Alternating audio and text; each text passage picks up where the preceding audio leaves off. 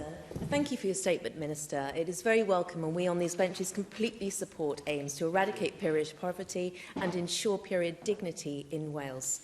This is something that not just affects a small minority, Deputy Presiding Officer, but half of our population. It is a massive issue, and it's something that actually should have been dealt with a long time ago.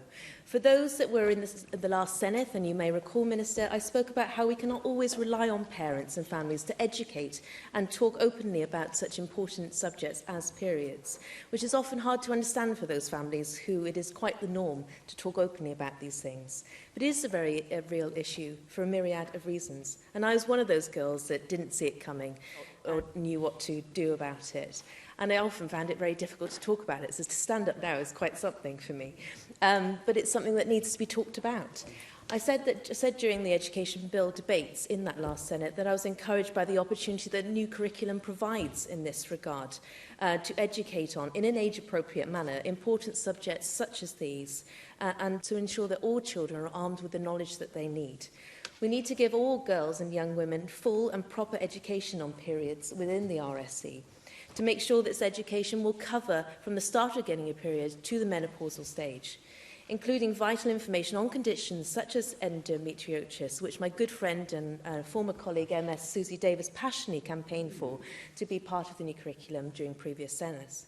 But alongside education, we also need to ensure, in my view, as a basic human right, I would argue that sanitary products are available to all those that need them, and as you say, Minister, in a discreet manner, and for free, particularly those in educational settings. As we know, Minister, children and young people spend a large part of their week in an educational setting and are likely to start their periods or have periods during that day. We, of course, welcome this government's commitment to providing free products to educational settings since 2018. But what this government hasn't yet ensured is the discreet delivery of those products within our schools. Currently, we have a situation where pupils have to ask the teachers to go and unlock a cupboard to go get them sanitary products. This doesn't strike me as discreet or in any way dignified for these girls to have access what they need, especially, for example, if it's a male teacher that has to be asked. I would certainly have been too shy myself to ask for such things in school. There needs to be a more permanent solution and a more discreet solution. I would suggest something along the lines of permanent structures in our loos in secondary schools and colleges across Wales in the form of maybe a vending machine distributing these products, of which, of course, the products would be free. Arguably, a more permanent solution or offering in primary schools also, for as we know, Minister, many girls are early starters in this regard. Many girls I know, including myself, had a bad experience and were caught short. Luckily, there is no longer trace paper like loo roll in our schools, but we absolutely need to ensure that all girls are armed with everything they need, including sanitary products that are easily accessible to them.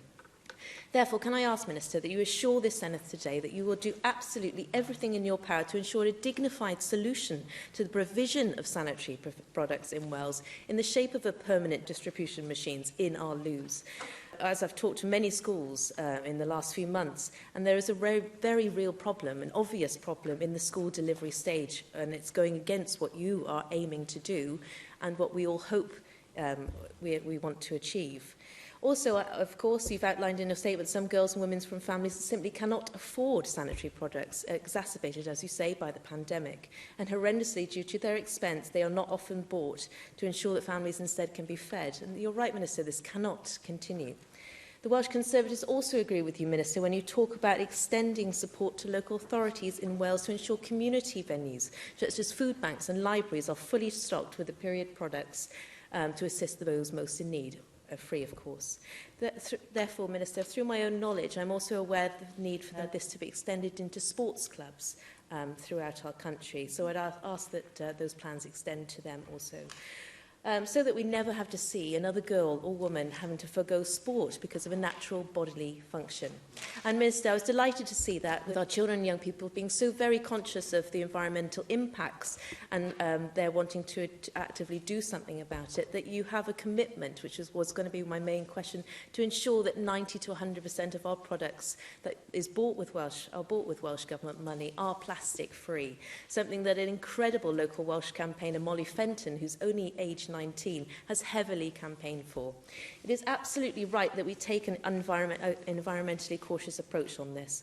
So, Minister, what checks will be put in place to ensure that this is happening, please, Minister? And will the Welsh Government be proactive in helping our schools and local authorities and providing them with the right contacts to enable them to do this? Diolch.